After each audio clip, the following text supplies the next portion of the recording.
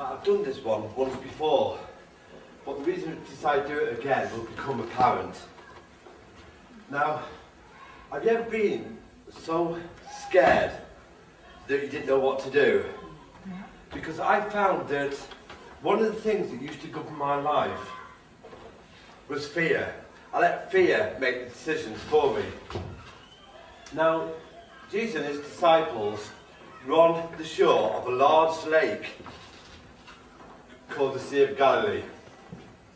Now they'd been with Jesus all day while he'd been teaching, telling everybody about God, performing miracles, and they were a little tired.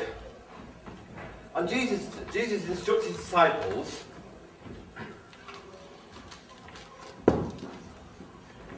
he says, why don't you go across the other side of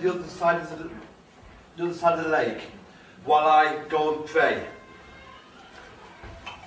And it struck me that sometimes I've lacked in my prayer life somewhat. And I found that if Jesus, who was the Son of God, that was in constant communion with him, needed to pray, then how much more do we? So, as the sun began to set, the disciples got into the boat.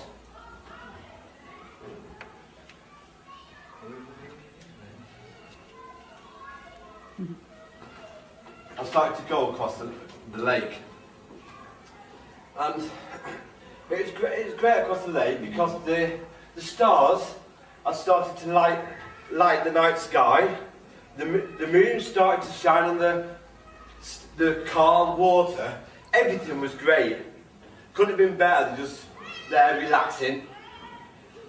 Then suddenly the water started becoming a bit rougher and rougher, and it started to get really stormy.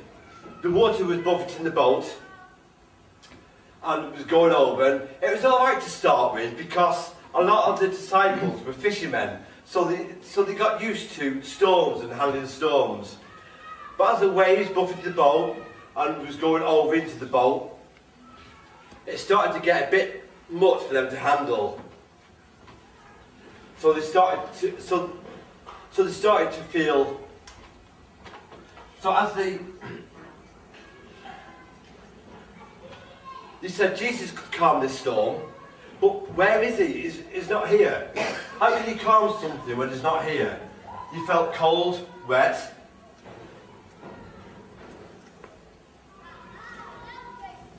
And alone. And they were still there, trying to row and everything. And then suddenly, one of them looked up and said, "Look!" And he looked up and he saw this figure coming from a distance.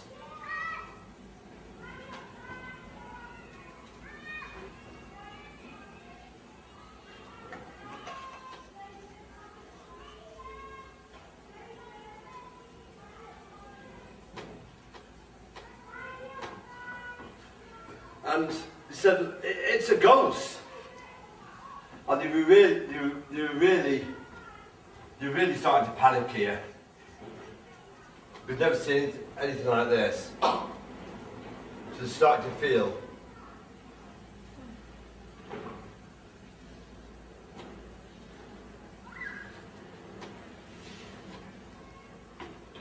scared.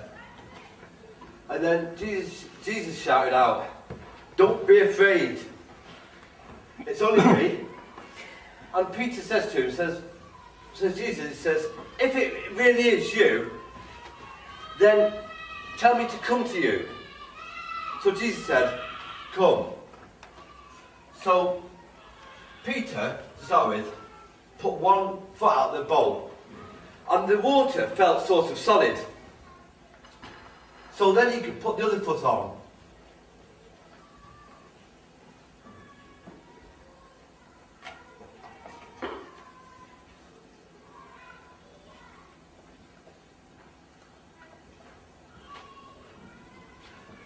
And started to walk to Jesus. And as he was walking, he's just keeping his eyes on Jesus. Now, I'm going to bare my soul a little bit here, because one of the things that I've really struggled with is fear. Fear about all the little things. Fear about speaking, fear about meeting new people. And when I was asked to speak at the carnival, although it's something I knew I had to do because it's the way God was taking me, I did actually feel quite a bit of fear. Fear of speaking in front of people that I didn't know. You see, because speaking or being in church is comfortable. It's my boat, if you like, on the still water. And sometimes to fulfill our destiny, sometimes we need to step out of the boat, step out of our comfort zone, and do what we feel we should do, regardless of fear. Now, I read once that the word fear, or do not be afraid, is actually mentioned 365 times in the Bible. And that is once a day. Because in the Bible it doesn't say that you'll never be afraid, or that you won't feel fear. Because everybody feels fear. But it's what you do about the fear. Because I learned that sometimes you have to... Because I'm sure Peter was terrified of getting onto the water and going towards Jesus. But he did it even though he was afraid. So sometimes we have to get out of the comfort zone and do it afraid.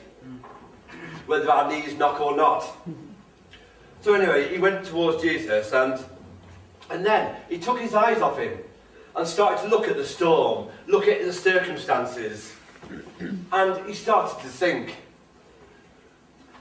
And he shouted the most important words that anybody could ever shout: "Lord, save me." So Jesus reached out his hand and pulled him up. And that's what I learned about this carnival, that although it never happened, up to the day of the carnival, I felt a bit of fear, and I learned to keep my eyes on him, regardless of how I may have felt inside, or how fearful I may have been. Because as soon as I take my eyes off him, if I take my eyes off him just for a second, I probably wouldn't have even turned up at the carnival if I went by the way I felt. So the most important lesson I learned over the old carnival thing is never allow fear to determine your destiny. So anyway, Jesus got into the boat with Peter and says, "Peter, why don't you just trust me? Don't look at the storms or your circumstances, just trust me."